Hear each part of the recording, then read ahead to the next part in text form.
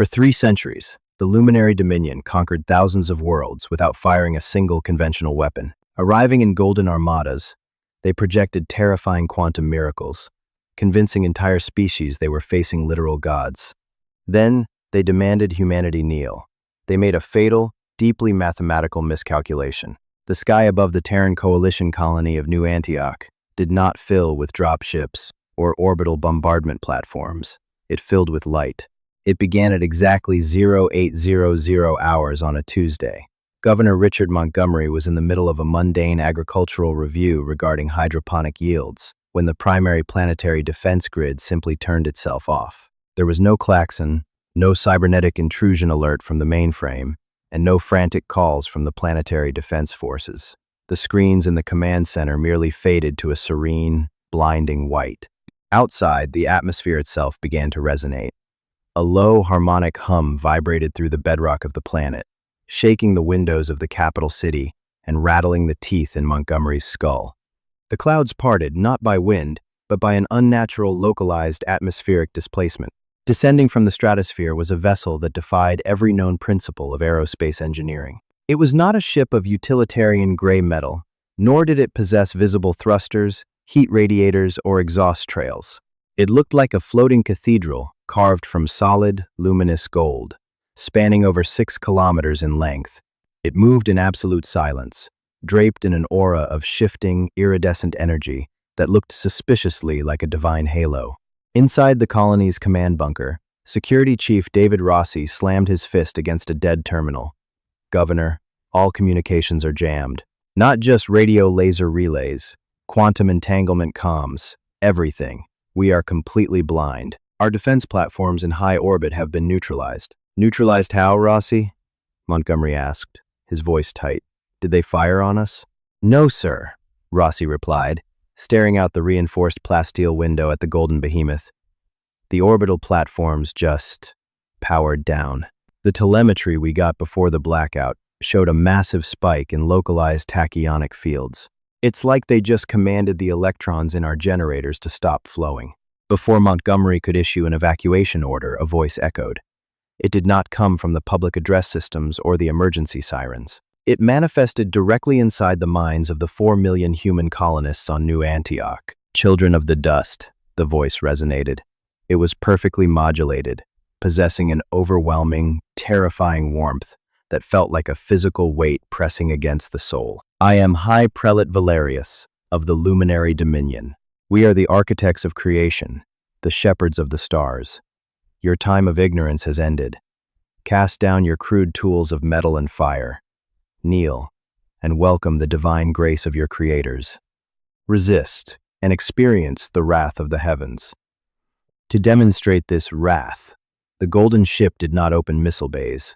Instead, a ring of pure, blinding light materialized around its hull. A single, soundless beam of raw, hypercondensed plasma shot down from the heavens. It did not strike the city. It struck the Mount Sinai Ridge, an uninhabited mountain range 50 miles to the north.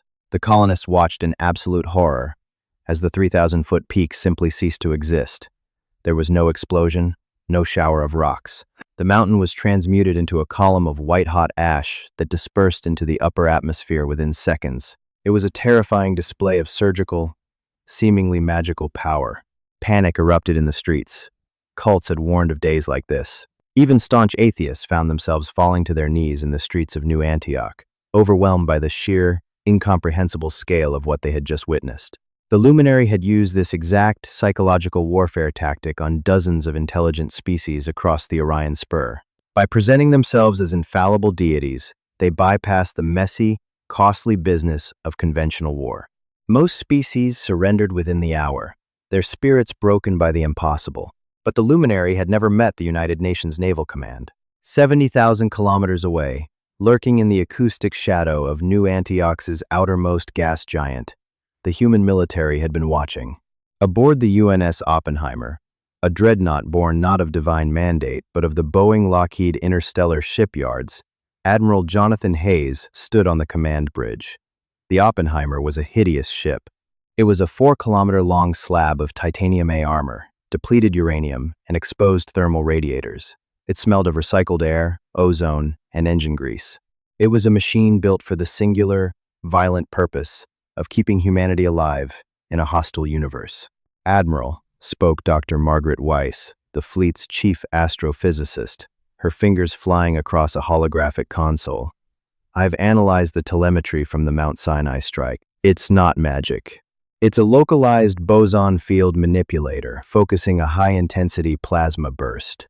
Extremely advanced, yes, but it's bound by the laws of thermodynamics. Their ship is venting heat into a dimensional sink to keep from melting its own hull." Hayes, a veteran of the Bloody Centauri border skirmishes, chewed on an unlit cigar. He looked at the golden, glowing ship on the main tactical viewer. He didn't see gods. He saw a target. "What about the localized tachyonic fields? The power down of the orbital guns?" Hayes asked. "EMP variant, sir. Highly sophisticated," Weiss replied, pushing her glasses up her nose. "They broadcast a frequency that disrupts unshielded solid-state electronics. Our military-grade hardened systems on the fleet are entirely immune, but the civilian grid down there was fried instantly." "So, they're utilizing psychological warfare," Hayes muttered, leaning over the war table. "They roll in with gold plating, hack the atmosphere to make themselves glow, and vaporize a mountain to make the locals think they're facing the Almighty." "It's an illusion, sir," Rossi's military counterpart on the ship, Commander Thomas Mitchell, chimed in.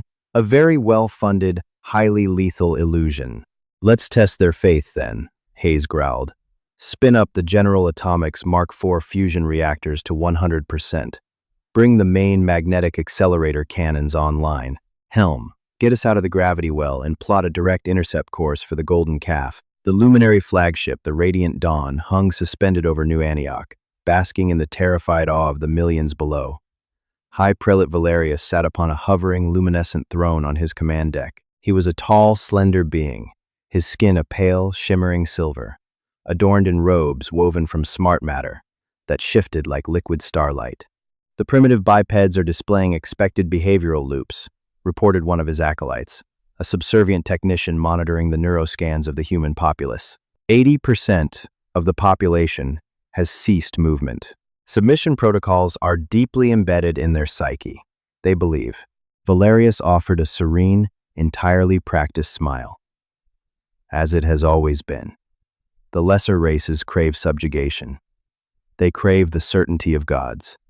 Prepare the assimilation shuttles. We shall harvest their resources and bind them to the Dominion." Suddenly, the acolyte's terminal flared with an angry, secular red light.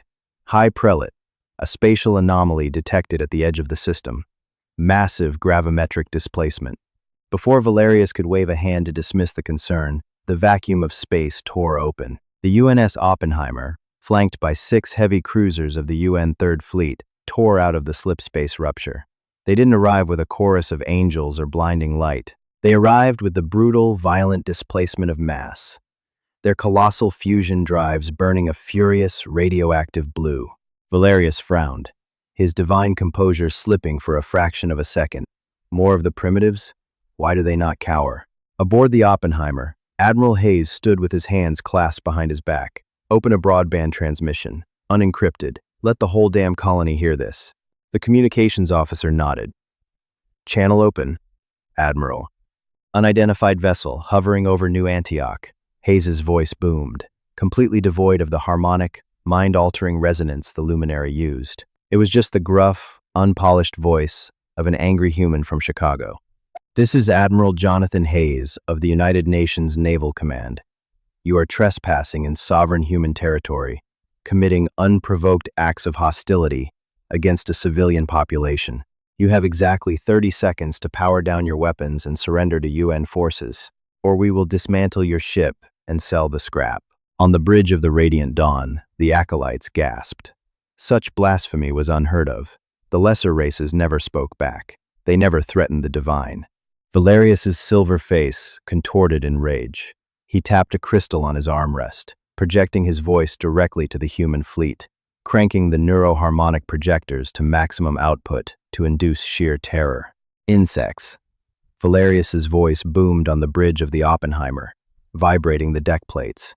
"You dare speak to the infinite? We are the beginning and the end. Your weapons are toys against our holy light. We shall purge your metal husks from the void. Hayes didn't even blink. He looked at the countdown timer on the tactical screen. 10 seconds.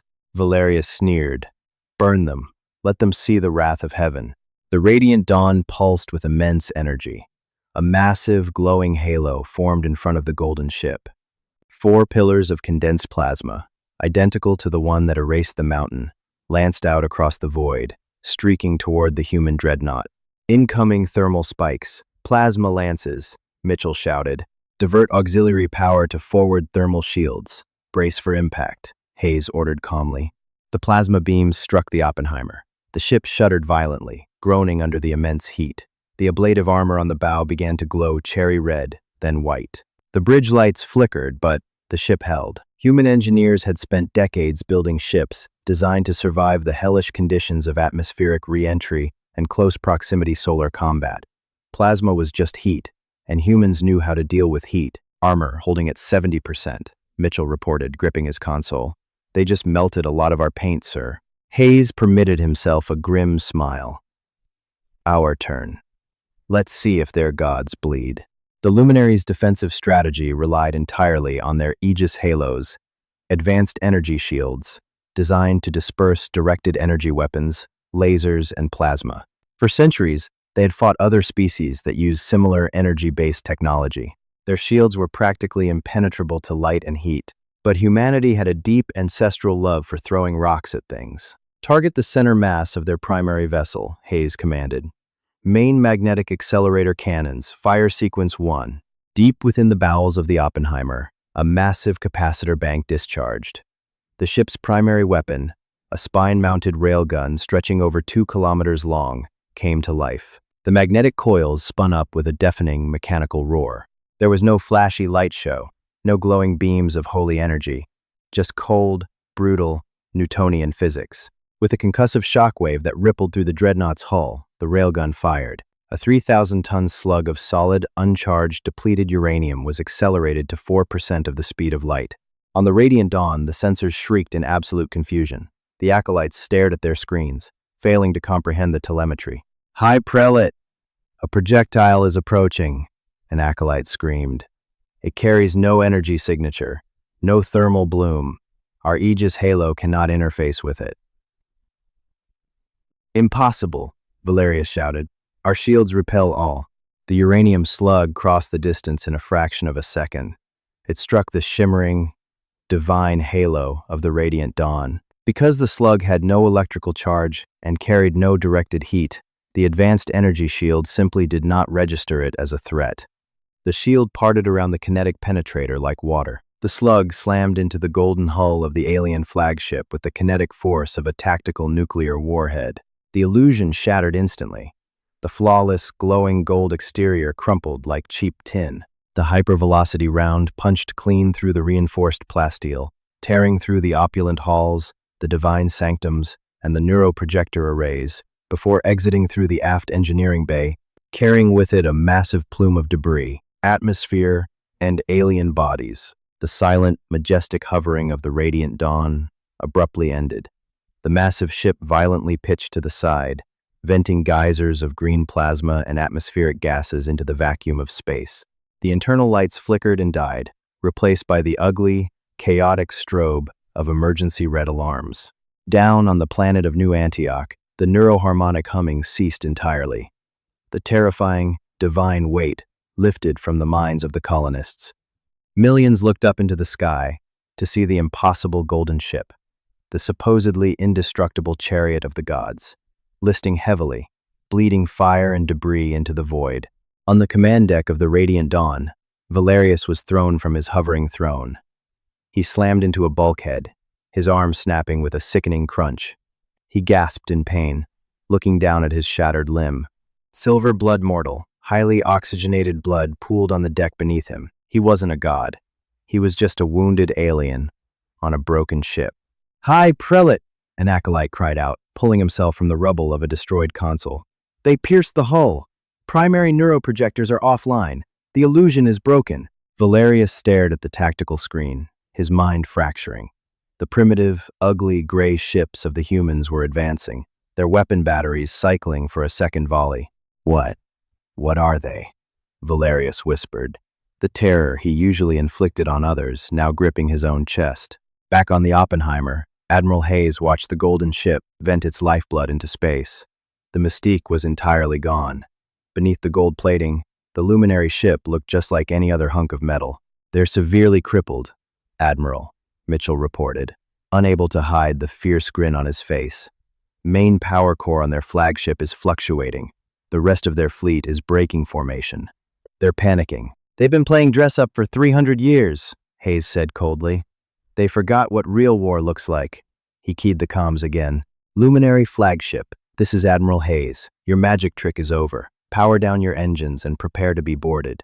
If you so much as charge another plasma lance, my next round goes through your reactor core." The era of the fake gods was over. Humanity had just introduced them to the religion of heavy artillery. High Prelate Valerius stared at his shattered forearm, his mind unable to process the visceral reality of his own silver blood pooling on the deck. Pain, a sensation he had only ever read about in the archival texts, detailing the suffering of lesser species, now radiated up his shoulder in blinding, agonizing waves. He was bleeding. He was mortal. Around him, the command deck of the Radiant Dawn was in absolute chaos. The opulent, floating smart matter consoles were short-circuiting, showering the pristine marble floors with mundane, ugly sparks. The harmonic choirs that perpetually echoed through the ship's corridors had been replaced by the shrieking wail of atmospheric depressurization alarms. "High Prelate!" screamed an acolyte, bloodied and desperately tapping at a fractured holographic display. "The human dreadnought is locking weapons. The rest of our armada has broken the synchronization web. They are jumping to slipspace. They are abandoning us." Valerius felt a cold, terrifying dread settle in his stomach. The Dominion's military doctrine relied entirely on psychological dominance. They had no protocols for taking heavy casualties, no contingency plans for a species that simply punched through their divine shields with brute force. "Cowards," Valerius spat, his voice trembling as he clutched his broken arm. His divine persona crumbled, revealing a terrified, cornered bureaucrat. "If we fall into the hands of these primates, the entire foundation of the Dominion will collapse. The galaxy will know we can be killed." He dragged himself toward the central altar, plunging his uninjured hand into the master control matrix. "Activate the Nova sequence. We will overload the containment core. If we burn, we take their fleet and this wretched colony with us." 70,000 kilometers away, the sensor suites aboard the UNS Oppenheimer instantly registered the massive spike in exotic radiation. "Admiral," Commander Thomas Mitchell called out, his eyes glued to the telemetry provided by the ship's Northrop Grumman deep space radar arrays.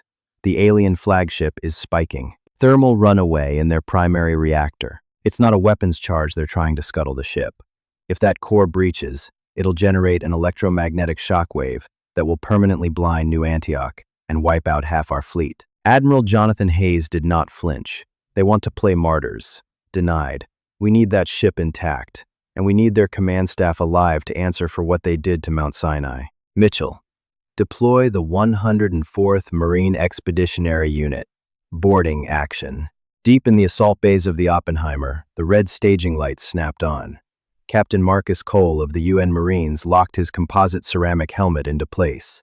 His suit, a heavy tactical exoskeleton designed by Lockheed Martin and Boston Dynamics, whirred to life, syncing with his neural implant. Beside him, 40 heavily armed Marines racked the bolts of their Heckler and Koch Gauss rifles.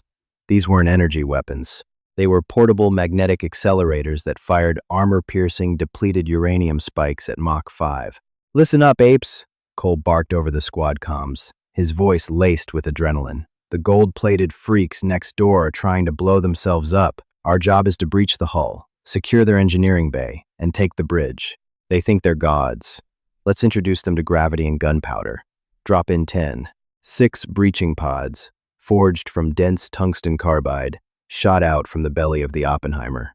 Driven by raw chemical thrusters utilizing SpaceX heritage technology, they crossed the void in absolute silence, completely invisible to the failing sensors of the Radiant Dawn.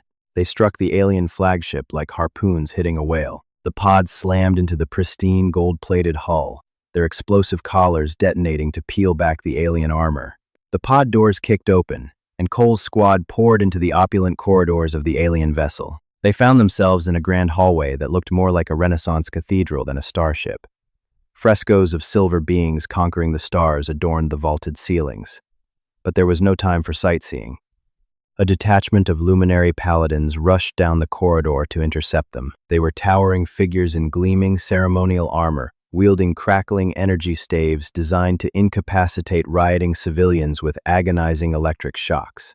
They moved with practiced, elegant grace, twirling their weapons in a display of martial superiority. "Hostiles ahead. Open fire," Cole ordered. The ensuing firefight was not a battle. It was an execution.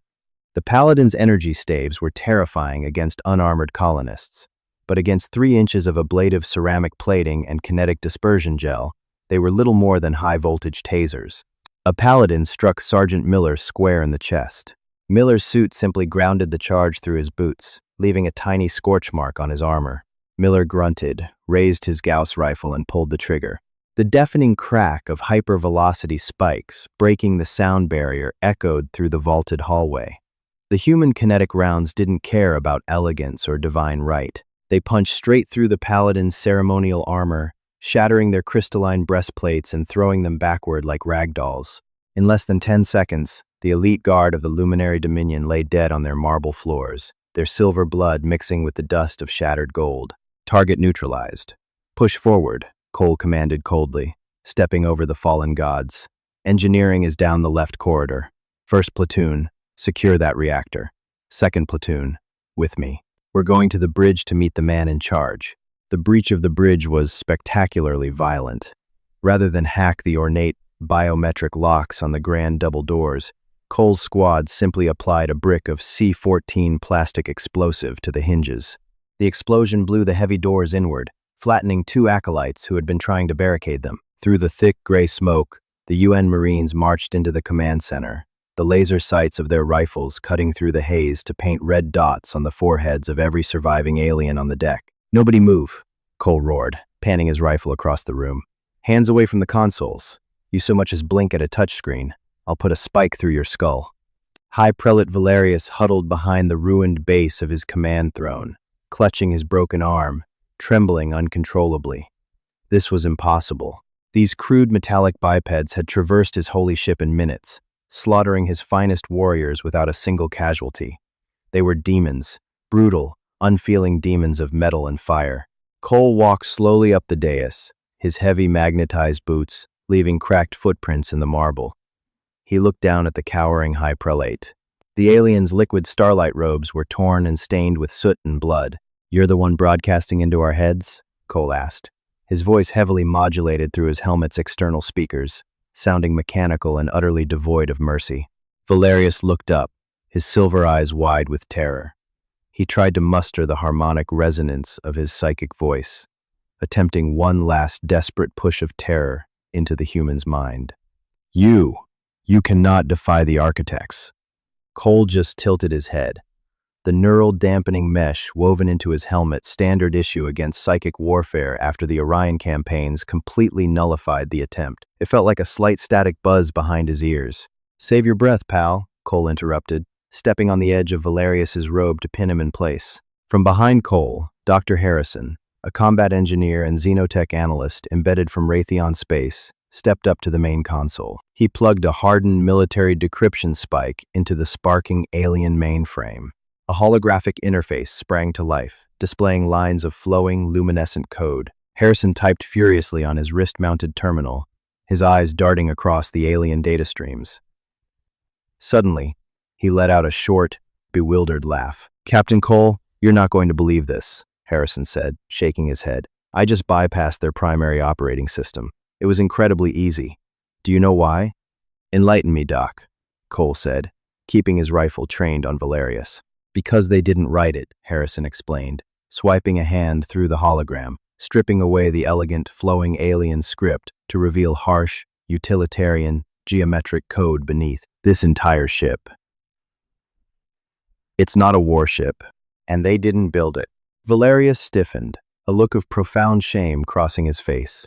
"What are you saying, Harrison?" Admiral Hayes's voice cracked over the comms from the Oppenheimer. Admiral, I'm looking at the core schematics, Harrison reported, excitement bleeding into his voice. This vessel is an automated planetary terraforming platform, millions of years old. Belongs to a dead progenitor race. The plasma lances they used to vaporize the mountain, those are deep-core thermal drills meant to melt ice caps.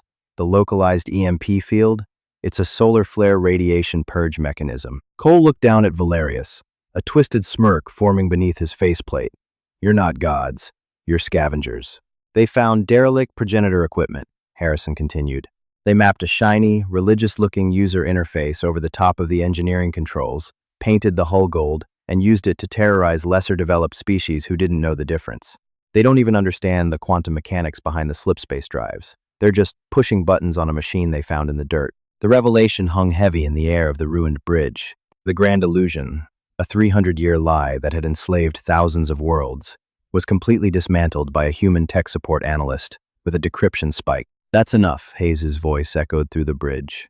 Captain Cole, secure the High Prelate. Download every byte of data from that mainframe. If they're using progenitor tech to conquer worlds, we're going to reverse engineer it and use it to free them. Cole reached down, grabbing Valerius by the collar of his ruined robes, and hauled the alien to his feet. The High Prelate offered no resistance. The psychological dominance he had wielded for centuries had completely shattered, replaced by the terrifying realization that humanity was fundamentally different from anything the luminary had ever encountered. Humanity didn't bow to the unknown. They shot it, dissected it, and learned how to build a better one. Walk, Cole ordered, shoving Valerius toward the breach point. As the UN Marines dragged the false gods out of their shattered golden temple, the cameras mounted on the Marines' helmets broadcasted the feed live, unencrypted, across the entire Orion spur. Every enslaved world, every subjugated species, watched as the invincible architects of the universe were paraded in handcuffs by soldiers wearing scratched, gray armor. The era of the Luminary Dominion had ended not with divine judgment, but with the cold, hard, unyielding reality of human engineering. And as the UNS Oppenheimer towed the battered golden prize back to Earth, the galaxy finally understood one undeniable truth. Heaven was empty, but humanity was heavily armed. And that's how humanity proved. The only real gods in the universe are physics, firepower, and sheer human ingenuity. If you loved seeing the Luminary Dominion's golden illusion completely shattered by the UN Naval Command, smash that like button and subscribe for more epic HFY Sci-Fi stories. Don't forget to hit the notification bell and share this video with your fellow Terrans. Drop a comment with your favorite moment below.